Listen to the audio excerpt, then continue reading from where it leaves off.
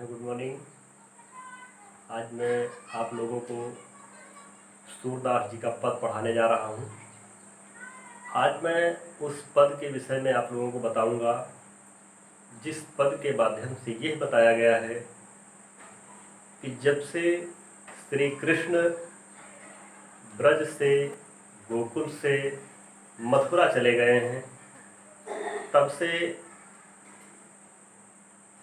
सभी गोपिकाएं श्री कृष्ण के विरह में कैसे व्याकुल, और उनको समझाने के लिए जब उद्धव जी जाते हैं तो उद्धव से गोपिकाएं क्या कहती हैं।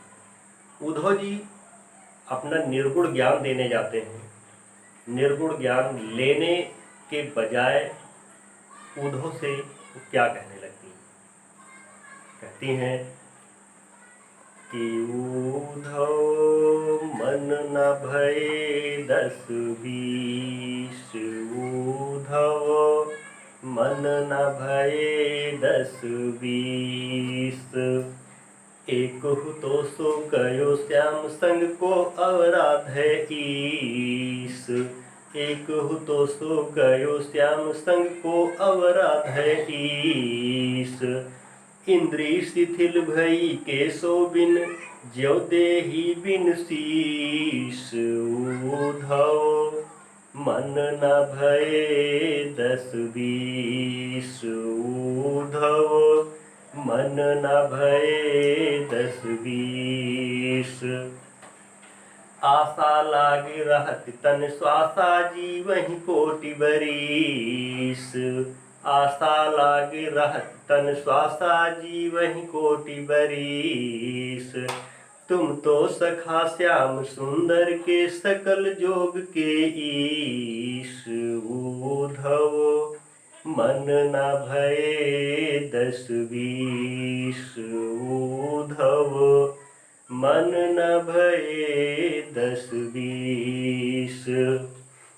आगे क्या कहती हैं? सूरदास जी कहते हैं कि सूर हमारे नंद नंदन बिनु और नहीं जगदीश, सूर हमारे नंद नंदन बिन और नहीं जगदीश, उद्धव मन न भये 10-20, उद्धव मन न भये 10-20।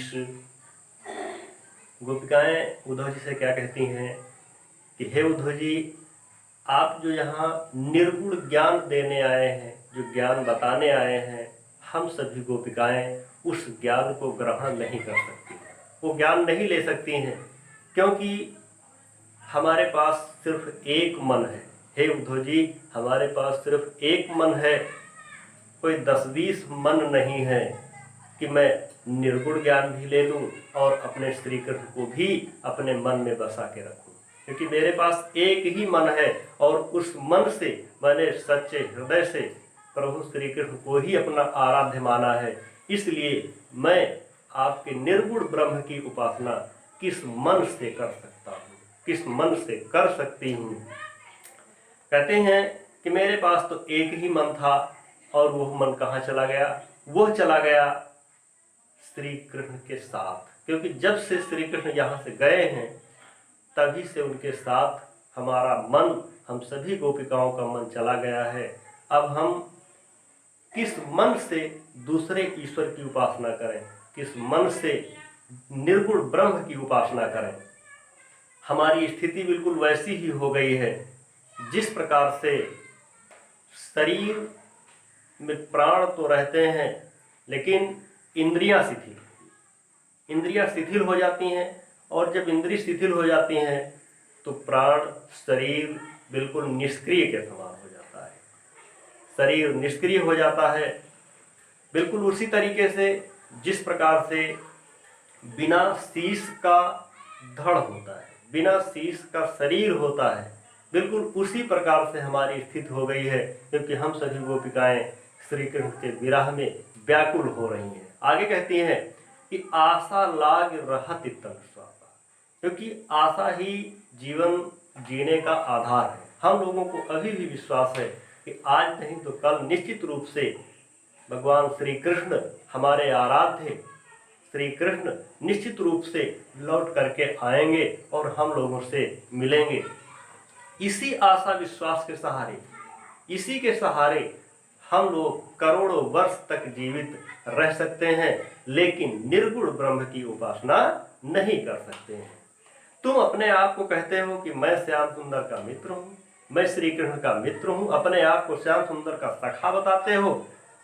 तुम्हारे पास संपूर्ण ज्ञान है, तुम्हारे पास निर्गुण ब्रह्म भी है, निर्गुण ज्ञान भी है, और तुम तो उनके मित्र हो, तुम हर समय उनके साथ रहते हो, और हम लोगों से कहते हो कि तुम निर्गुण ब्रह्म की उपासना करो, निर्गुण ज्ञान सीखो, निर्गुण योग करो, योग साधना करो। तो हम लोग योग साधना कैसे कर सकते हैं? सूरदास जी कहते हैं कि सभी गोपिकाएं कहने लगी कि हे उद्धव जी, हम लोग निर्गुण ब्रह्म को नहीं कर सकते हैं, निर्गुण ब्रह्म की उपासना नहीं कर सकते हैं। हमारे लिए सिर्फ और सिर्फ अगर इस संसार में कोई है तो नंद बाबा के नंदन अर्थात नंद के पुत्र श्री कृष्ण के अलावा हमारा दूसरा कोई आराध्य इस संसार में नहीं है। इस प्रकार से गोपिकाएं अपनी मनोदशा को, अपने मन की व्यथा को उद्धव जी से कहती हैं। साथियों, आज इतना ही। अगले वीडियो में आपसे जल्द मुलाकात होगी। धन्यवाद।